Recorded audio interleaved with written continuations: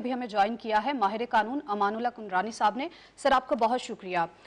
अमानुल्लाह साहब, 2 हफ्तों के लिए अबूरी जमानत मंजूर की गई है, कानून क्या कहता है, क्या इसमें मजीद भी उनको रिलीफ मिल सकता है? बिस्मिल्लाह, हमारे बात यह है कि हम तो वो चीजें देखते हैं जो अदालतों में हम लोग तजर्बा रखते हैं, जो रोज हम लोग गुजरते इस प्रोसेस से। जनाब देखें, ये जो खुद अपना ख्वाजा आरिफ साहब ने सही बात की कि वो प्रोफेशनल वकील है, और मैं भी आपके मुख्तलिफ मीडिया एंकर्स को मेरी बात होती है। मैं ये बता रहा था कि प्रोटेक्टिव बेल कहते ही इसी पे है कि जी आपको पुलिस या किसी इन्वेस्टिगेटिंग एजेंसी से डर है कि वो आपको गिरफ्तार करेगा, आप जो है अदालत के तहफ़्फ़ुज़ में अपने आप को देना चाहते हैं प्रोटेक्टिव बेल। एक तो वो होता है, एक वो होता है कि वो उसका मतलब है कि आप अदालत में जाना चाहते हैं, मुतल्लिक़ अदालत से उस तक पहुंचने के लिए आपको प्रोटेक्टिव बेल दिया जाए, जिसको आमतौर पर राहदारी बेल भी कहते हैं, कि हमें उस तक पहुंचने दिया जाए। दूसरा तरीके जमानत है कबल गिरफ्तारी, कि हमें गिरफ्तारी से पहले हमें सुना जाए और हमें जमानत दी जाए ताकि हम गिरफ्तार ना हो। ये 2 प्रोविजन है जिसके तहत जो ख्वाजा साहब बहस कर रहे थे। मैं हैरान हूँ कि ऑनरेबल सुप्रीम कोर्ट ने खुद उनकी कस्टडी पुलिस को दी है, तो वो जो जवाब है प्रोटेक्टिव बेल का और कबल गिरफ्तारी का वो तो खत्म हो गया, क्योंकि वो ऑलरेडी कस्टडी में है।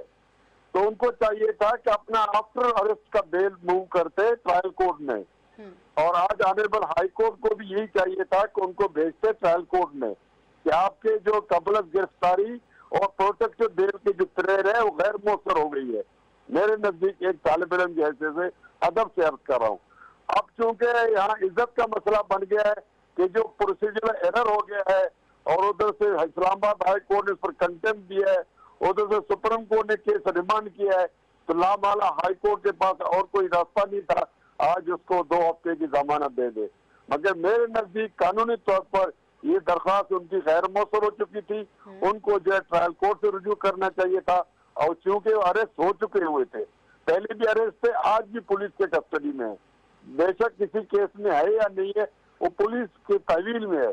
जब पुलिस की तहवील में है तो एक वकालतनामा आफ्टर अरेस्ट का दाखिल करके मुतल्लिका अदालत से रुजू करते हैं, जो उसका है लेट अदालत है। अच्छा, शाइक उस्मानी साहब ने भी हमें ज्वाइन किया है, उनको भी शामिल गुफ्तगू करते हैं। शाइक उस्मानी साहब, आप ये बताइएगा, जैसे कि अमानुल्लाह साहब भी कह रहे हैं कि अगर वो ऑलरेडी कस्टडी में हैं तो उनको ट्रायल कोर्ट में भेजना चाहिए था, उनकी प्रोटेक्टिव बेल और उनकी जो कबल गिरफ्तारी है वो तो इनएक्टिव हो गई है, तो ये दरखास्त ही गैर मुअस्सर हो गई। जी जी बिल्कुल सही कह रहे हैं वो। यहाँ पे तो उनको वापस ट्रायल कोर्ट में भेज ले लें। वो हाई कोर्ट को तो नहीं करना चाहिए था इसमें इंटरफेयर, और ख़ास तौर से क्योंकि ऑलरेडी वो कस्टडी में है और सुप्रीम कोर्ट ने भी उनको कस्टडी में रखा, उनको फ्री नहीं किया। तो इस वजह से तो मेरे ख्याल में ये थोड़ा सा ज़्यादा उन पे लीनियंसी दिखाई गई उनकी तरफ। तो सर नेक्स्ट क्या ऑप्शंस बचते हैं फिर? कानून क्या कहता है इस हवाले से?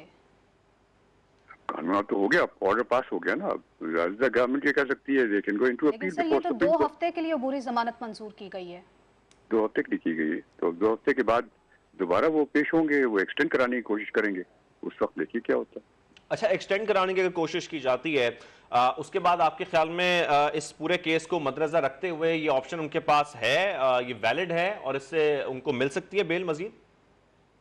जी, एक्सटेंड तो हो सकती है बेल एक दफ़ा दे दी जाए तो उसके बाद एक्सटेंड तो हो सकती है, लेकिन अब ये है कि जब वो वापस आएंगे एक्सटेंशन के लिए तो उस वक्त कोर्ट ये कह सकेगी कि भाई ठीक है, हमने आपको एक टेम्परेरी रिलीफ दे दिया चूंकि सिचुएशन ऐसी थी, कंफ्यूज थी, तो लेकिन अब आप जाइए और जाकर के बेल अप्लाई कीजिए बिफोर द ट्रायल कोर्ट। अच्छा, जब कोई ऑलरेडी कस्टडी में हो, सर जरा इस पे जरूर रोशनी फरमाइएगा, जब कोई ऑलरेडी कस्टडी में हो और इन्वेस्टिगेशन जारी हो तो ऐसे में उनको ट्रायल कोर्ट में भेजना चाहिए और इन्वेस्टिगेशन क्योंकि ऑलरेडी चल रही होती है, या जिस तरीके से हम आज देख रहे हैं कि उनको इसमें जमानत मिल गई है, ये पॉसिबल होता है? ये तो मैं आपसे एक सवाल कर सकता हूँ? जी बात तो फिर बेल बिफोर अरेस्ट की तो बात ही खत्म हो गई ना। अब तो ये तो इन्फ्रक्चुअस हो गई, अब उन्होंने दे दी इनको बेल, फाइन, लेकिन अब नेक्स्ट टाइम जब जाएंगे 2 हफ्ते के बाद, ये मेरे ख्याल में वो सिचुएशन कुछ मुल्क की ऐसी चल रही थी जिसकी वजह से मेरे ख्याल में असरअंदाज हुई उनके ऊपर। उन्होंने सोचा कि बेहतरी यही है कि इनको दे दो ताकि 2 हफ्ते के बाद मिले। नदीम मलिक साहब। जी सर। जैसे शाहिद उस्मानी साहब, मैं नदीम मलिक बात कर रहा हूँ। मैं 2 चीजें आपसे जानना चाहूंगा। एक तो पीडीएम की तरफ से बड़ा सख्त रिएक्शन है कि जो कल जब इमरान की सुप्रीम कोर्ट में पेशी हुई तो उन्होंने कहा गुड टू सी यू, आप जाइए घर जाके गपशप लगाइए और फिर आराम से सो जाइए। आप खुद जज रहे हैं, तो जज के कंडक्ट में is it a normal procedure जिसमें इस तरह की हल्की फुल्की बातचीत हो जाती है, या जज गुरेज करते हैं इस तरह की गुफ्तगू से? जी नहीं, ये तो मेरे ख्याल में जो हुआ था सुप्रीम कोर्ट में, ये तो मेरी नज़र में तो इसकी कोई पहले मिसाल नहीं है। जजेस का हमेशा कॉन्डक्ट ये होता है कि जब वो कोर्ट में बैठते हैं तो चाहे उनके पास कोई भी हो, जान पहचान वाला हो, नहीं भी हो, जैसा भी हो, वो उसको ट्रीट करते हैं एज एन अक्यूज्ड और एज ए पिटिशनर और एज ए प्लेंटिफ और एज ए डिफेंडेंट। उसको उसी नाम से पुकारते हैं और कोई फेमिलियरिटी नहीं दिखाते, क्योंकि अगर आप फेमिलियरिटी दिखाते हैं तो उससे फिर दूसरे लोगों पे असर पड़ता है। वो समझते हैं कि शायद आप उनके फेवर में है और बायस्ड हैं। तो ये तो जज का कॉन्डक्ट के खिलाफ है ऐसी बात करना, कि फेमिलियर तरीके से बात करना किसी ऐसे शख्स से जो उनके सामने पेश हो रहा हो। तो सर ये बड़ा ही गैर मामूली कंडक्ट था। मेरे ज़हन में ये सवाल इसीलिए आया कि पीटीएम वाले बड़ा इस पे सख्त रिएक्ट कर रहे हैं, तो फिर लेकिन उन्होंने केस जज साहब को सुनने दिया। वो सवाल भी उठा सकते थे कि पीटीआई तो आपके हक में मुजाहरे कर रही है और आप तो कह रहे हैं कि गुड टू सी यू, तो हम तो ऑब्जेक्शन करेंगे कि वो जो बायसनेस को आप क्वेश्चन कर सकते हैं। पीटीएम ने उसको एक्सरसाइज नहीं किया, उस राइट को नहीं किया ना exercise. That is their fault. वो तुमको करना चाहिए था।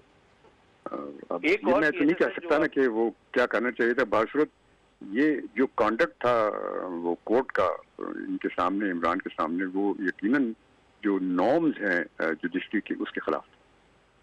सर एक और केस अब जो 15 को लगेगा, 14 मई के बाद 15 को सुनवाई होगी कि 14 मई की तारीख गुजर गई, आपने अमल दरामद नहीं किया।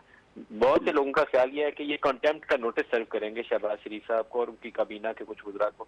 ये मुमकिन है उस दिन? नहीं, लेकिन ये 15 को जो लग रहा है ये तो रिव्यू पिटिशन के लिए लग रहा है उनके इलेक्शन कमिश्नर की। और इलेक्शन कमिश्नर ने एक रिव्यू पिटिशन फाइल की है। रिव्यू पिटिशन फाइल की हुई है, उसको वो लग रही है 15 तारीख को। इलेक्शन कमीशन की रिव्यू लग रही है? जी हाँ, वो लग रही है। तो इसमें वो कंटेम्प्ट के नोटिस सर्व होने का इम्कान नहीं है? नहीं, ये तो रिव्यू उनकी तरफ से रिव्यू की एप्लीकेशन, तो सुप्रीम कोर्ट का कोई ऑर्डर भी रिव्यू हो सकता है। तो वो उस पर चूंकि इनका तो टाइम गुजर गया था, गवर्नमेंट का 30 दिन गुजर गए थे इनके, तो वो तो कर नहीं सकते थे रिव्यू फाइल। तो वो इलेक्शन कमिश्नर ने फाइल किया रिव्यू, तो उससे अब वो रिव्यू के लिए लगा हुआ 15 को। ऑलराइट। एक सर सिर्फ लास्ट क्वेश्चन आपसे पूछ लूं, इमरान ने इस खदशे का इजहार किया कि यहाँ से जमानत होगी तो पंजाब पुलिस किसी और केस में उन्हें बाहर निकलते ही पकड़ लेगी। क्या ये बात मुमकिन है? जी, ये होता मुमकिन। अगर इनको ये बेल बिफोर अरेस्ट नहीं मिलती तो पकड़े जा सकते थे। ठीक है, शाहिद उस्मानी साहब, आप तो हमारे साथ अभी भी पकड़ सकती है? नहीं, अब तो नहीं पकड़ सकती। Not for the 15 days. ठीक है, शाहिद उस्मानी साहब आप भी हमारे साथ मौजूद रहिएगा, नदीम मलिक साहब आप भी हमारे साथ मौजूद रहिएगा।